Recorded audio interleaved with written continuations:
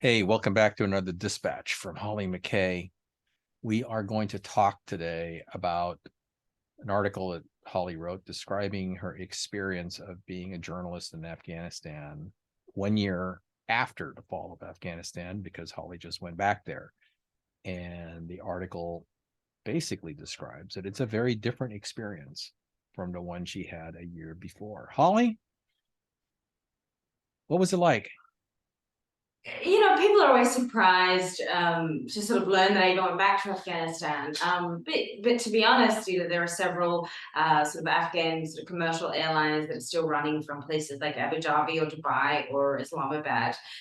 So as long as you have the visa, that's another challenge. But as long as you have the visa, it is possible to get in. So I had an existing work permit, and that was issued to me by one of the consulates actually before it folded earlier this year. So I was sort of able to go back, and the Taliban did honor a visa because they're sort of so limited in the embassies that they control in the world. So they kind of do still honor those visas as long as they're valid from the previous government. But what I noticed when I got there was, yeah, it certainly was markedly different to my time there last year. And really in the beginning, in that early phase in September, especially after the fall, it was incredibly open. The Taliban, I think, wanted media attention. In a way, it was, trying to sort of drum up a bit of positive publicity, which obviously hadn't existed in that foreign space throughout the duration of the war. And so they were incredibly open. I remember, walking up to suicide bombing schools and knocking on the door. I remember just walking into ministries, things that you could just never do before, and suddenly you had this kind of accessibility. It was amazing. But I did notice over the course of my months there how things started to become a lot more locked down. It was a lot harder. The letters that we had from the foreign ministry, were sort of not getting us into the places that they used to. And certainly I did observe things have become a lot more strict. And going back this time, the Taliban has had time to put a lot of formal processes in place. And yeah, it certainly was a challenge logistically, in terms of you have to go to the ministry and first of all get a permission letter. But before you can get that, even with a visa, they have to approve you to work there. My fixer had gone in previously and had me approved, but when we got there, they said, "Oh no, the process has changed. Now there's an entire board that has intelligence, it has ministry, all these people that have to kind of vet you." So I guess they sort of search through your social media, they search through articles you've done, and they have to kind of approve you to work in the country. And I'm not entirely sure what that criteria is. So luckily, I was approved to work, and then, was able to get the letters, which took another day. But even with the letter, then you have to go to the cultural minister of information and culture, and they have to issue a second letter, and you have to explain which provinces you're going to. They don't ask you what stories you're working on, but they do ask you where you're going. And then anytime you do go to another province, the first thing you sort of have to do when you get there is go to the particular province's Minister of Information and Culture, and get another letter. But then, in my experience, these letters were sort of null and void in a lot of the places, because when you are in these remote villages and things, the Taliban have never seen these letters, because there aren't exactly throngs of foreign journalists working. So these letters could be fake to them. They just seem to have no concept. And there is a phone number on these letters for the Taliban to call if they have questions, but you're dealing in places where there is no cell service. So that certainly proved a challenge for me, particularly when I was working in Host, where I was in some tunnels there that lead into sort of Waziristan, Pakistan. And even though I had permission from the governor of Host to be there, the Taliban, they decided to detain me. Took my passport, said my Fitbit was a spy camera, took my phone, took everything that I sort of had, even went through my notebook. So it sort of just shows you this discombobulated process that's happening. And it wasn't for many hours later when we finally were on top of a mountain, and they were able to reach someone, and then they moved me somewhere else. And fortunately, the governor of Host vouched for me, and was very upset that I was being treated this way. But it just shows you some of the exhaustion and the complexities and the stresses that are involved in working in the country. And it's unfortunate because I think Afghanistan really still matters, and even though the US might have pulled out, I still think it's really important for foreign journalists to be able to go there and to be able to work. And so I wrote a piece this week that I was hoping to really give some insight just into that behind the scenes, what it is like being a journalist, what that process entails, why the Taliban is so sort of skeptical of journalists. And one thing was that they sort of rattled off a list of a lot of people that I know that are now banned from working in Afghanistan, and for different reasons. And it really seemed to me it was less about criticism of the Taliban, that wasn't really a prohibiting factor. It was more if you sort of violated cultural norms.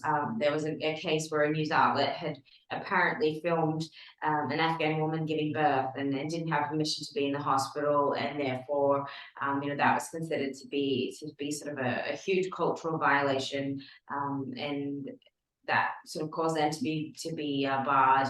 And then other times when Taliban thinks that the story hasn't been backed up enough with the facts that they want, they'll bar a journalist. So there are different factors there.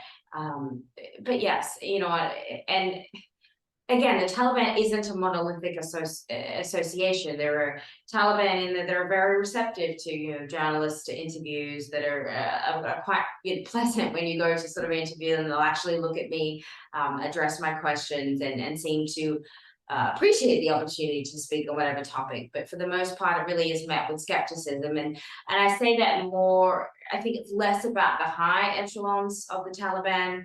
I think they're a lot more understanding of the process and the importance of media, and especially on their quest for recognition. I think where a lot of the lack of coordination lies is in those lower levels, those foot soldiers who just don't get it, don't understand it, and immediately think everybody is sort of a spy and are quick to call the intelligence. And there really is this power dynamic as well, where somebody, again, will give you permission to be in a place, and then you'll get, attention, and the intelligence comes, and they say, well, who is this person to give you permission? And you're sort of like, well, that is the governor, or that is the culture minister, and they're the people where to go to. But the intelligence sort of see themselves as being above these people. So it is, long story short, it's exhausting. It does sound like it. So how many detentions did you have to work through this trip? 2 this trip, and then 1 last trip, so 3. So it's yeah. I mean, the key to these things is certainly not to panic. It's hard for me not to get too frustrated, I guess, because when you're in a limited window and you're wanting to be out there working, and then you find yourself, harangued to the Taliban, that is not. It's a very unpleasant experience. But yeah, it's sort of, I think, for foreign journalists, especially ones that are, freelance, and not, necessarily with major organizations, which probably come in with security and security advisors, and have sort of big teams. When you are working on your own, and you are sort of independent, it's certainly much higher risk of being kind of pulled away. And so I think for anyone who wants to work there, that is just a risk that you need to be aware of, that it certainly could happen. Yeah. Well, but you still ultimately were able to get to most of the stories that you want to. Did you ever find yourself where you couldn't get to one because of this? I mean, there are certain topics and things that come up, and there are certain frustrations that come up. But yeah, you have to sort of be able to push through them.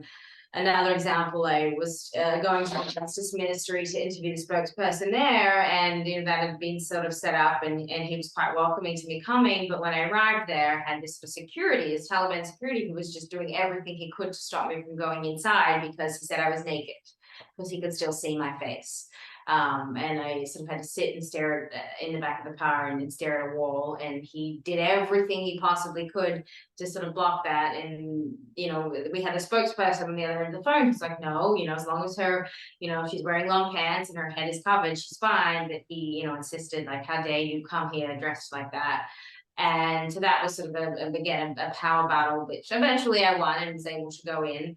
But he certainly was doing whatever he could to stop me from going in. And even when I came out, and other security guards said, who let her in dressed like that? So it is, and I do have an advantage being a foreigner. And when it's explained to them that this is a foreigner, they tend to back down a lot. And it's certainly a different case for local Afghans. And I assume, any woman trying to get in there would be hugely challenging, to say the least. So there are small incidences like that, but you just have to have patience and really have the time. You can't book too many things in one day, because something that you think is going to be quite breezy could end up just taking you the entire day. So you have to just be prepared to navigate that. Yeah. So overall, despite the challenges, did you get most of your objectives done for this trip? Yes. Yeah, I certainly have a mountain of writing that I'm working through. So I will keep posting these articles on the Substack as they come to fruition. And I hope that it gives people sort of a really rich understanding of Afghanistan from multiple, different perspectives. And I hope that I can kind of bring you in a little bit on that journey. There you go. All right. Well, I'm glad you're back, because the so for people that don't quite get it, when you get detained, you usually send me a text messages when you get out with an LOL on the back of it, which that's just kind of Hollie McKay. This is the life. It's not that glamorous.